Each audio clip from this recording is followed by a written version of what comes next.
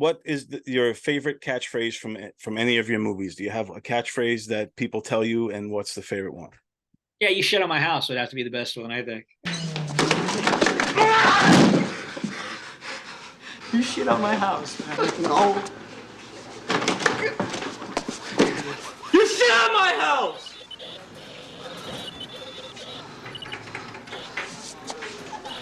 You shit on my house.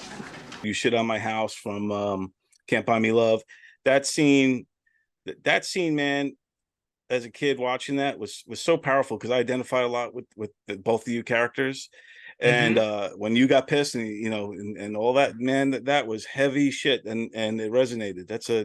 I've told this story before, but I'm gonna tell it to you, and because I think you'll enjoy it. So how that was supposed to go down was the script was a big monologue. I was your friend. I did it for free. Blah blah blah blah blah.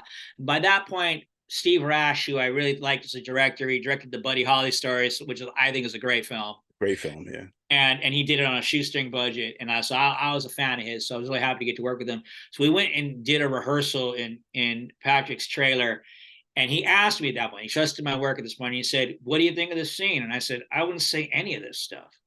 He's like, "Okay, what would you say?" I said, "I would say this one line: you shit on my house." He's like, "Okay, great, let's do that." I said, "Great, let's do that." And I couldn't wait to jack Proctor Dempsey up against that thing and let him have it.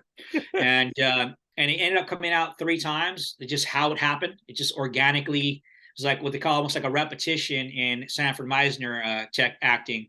It just kind of kept coming out, and he just kind of kept repeating, "I know, I know." And it's just this wonderful moment that happened that was good stuff. And when the movie got picked up by Touchstone, which was the division of Disney, and it was their first, it was one of their first films they were putting out, the suits got really scared of that scene, and they wanted to get rid of it.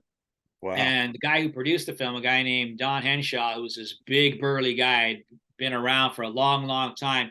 He told me a story later. He came on the Bird set and he saw me and he said, "Yeah, man, they wanted to get rid of that scene." He said, and I stood up and I started pounding on the desk, all the suits, and I said, "You are not taking that fucking scene out of my movie. Do you understand?" And they backed down, and it ended up being, an iconic moment, right? It ended up being a phrase that many people know, and it was the real moment in the movie, nothing wrong with, I caught one of my chick flicks, that in Sweet Alabama, and there's nothing wrong with that, right? Yeah. But I mean, it's a comedy, but that moment wasn't a comedy, and I don't think, and I'm just thankful they kept it in the movie, kept it in, because it was a really good scene between the two of us. It rocked. An amazing scene, and I think so many people could relate to that, because I think that's part of growing pains. You grow apart from your friends, and just everything about that scene was just so powerful. And I actually get goosebumps just recalling it. So there you go. That's why I wanted to tell you the story, because I thought you would enjoy it. And it's also a testament into less is more. You don't. Like Clint Eastwood's like a master, less is more. And I'm not a big fan of extemporaneous comp. The less I have to explain something, the better. And I know sometimes, on TV, you're doing a thing, you got to explain stuff. I get it, but I felt like the audience already been on that ride. They didn't need me to explain anything to them. They saw what happened. They saw that my friend sold me out, Yep.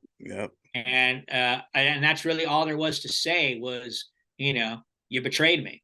That was the phrase, but that's really what was underneath. You betrayed my friendship, and I still to this day feel that way when people do betray my friendship. So, yeah, exactly. So, it wasn't that hard for me to get to on that level. But yeah, less is more. That said it all. Trusting that you don't have to say a bunch of crap. A lot of actors be like, "I want more lines. I want what gets to the the heart of it's the best thing to me." Kenneth, it's you I gotta straighten this out with. You shit on my house. No.